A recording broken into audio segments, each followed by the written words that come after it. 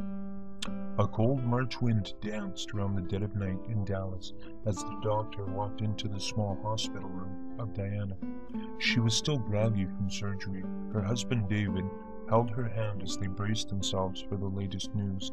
That afternoon of March 10th, complications had forced Diana, only 24 weeks pregnant, to undergo an emergency C-section to deliver the couple's new daughter. At 12 inches long and weighing only 1 pound 9 ounces, they already knew she was perilously premature. Still, the doctor's soft words dropped like bombs. "I don't think she's going to make it," he said as kindly as he could. "There's only a 10% chance she will live through the night. And even then, if by some slim chance she does make it, her future could be a very cruel one." Numb with disbelief, David and Diana listened as the doctor described the devastating problems Dana would likely face if she survived. She would never walk, she would never talk, she would probably be blind, and she would certainly be prone to other catastrophic conditions, from cerebral palsy to complete mental retardation, and on and on. No, no, was all Diana could say. Now, within a matter of hours, that dream was slipping away. But as those first days passed, a new agony set in for David and Diana. Because Dana's underdeveloped nervous system was essentially raw, the lightest kiss or caress only intensified her discomfort, so they couldn't even cradle their tiny baby girl against their chests to offer the strength of their love. All they could do as Dana struggled alone beneath the ultraviolet light in the tangle of tubes and wires was to pray that God would stay close to their precious little girl. There was never a moment when Dana suddenly grew stronger, but as the weeks went by, she did slowly gain an ounce of weight here and an ounce of weight there. At last, when Dana turned 2 months old, her parents were able to hold her in their arms for the very first time. And 2 months later, though doctors continued to gently but grimly warn that her chances of surviving, much less living any kind of normal life, were next to zero, Dana went home from the hospital just as her mother had predicted.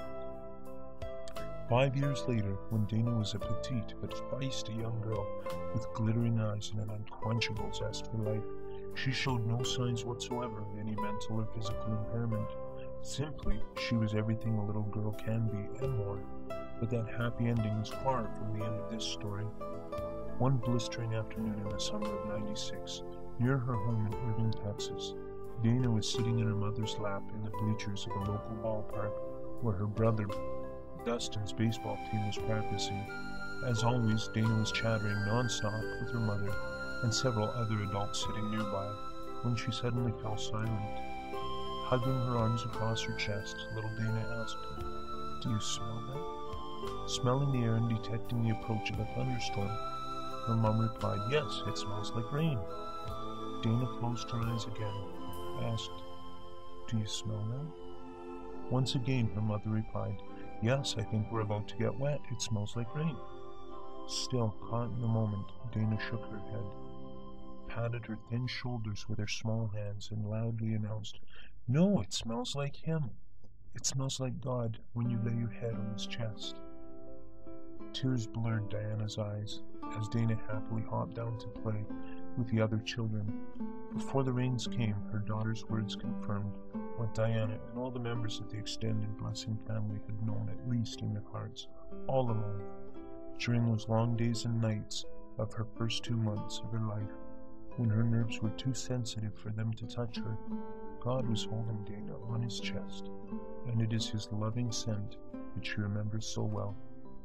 When I read this story, my heart was filled with the wonder and awe of his powerful presence. There is no doubt in my mind that God exists and still cares very much for us, still performs his miracles, still heals, still rejoices when one of his sheep return to him.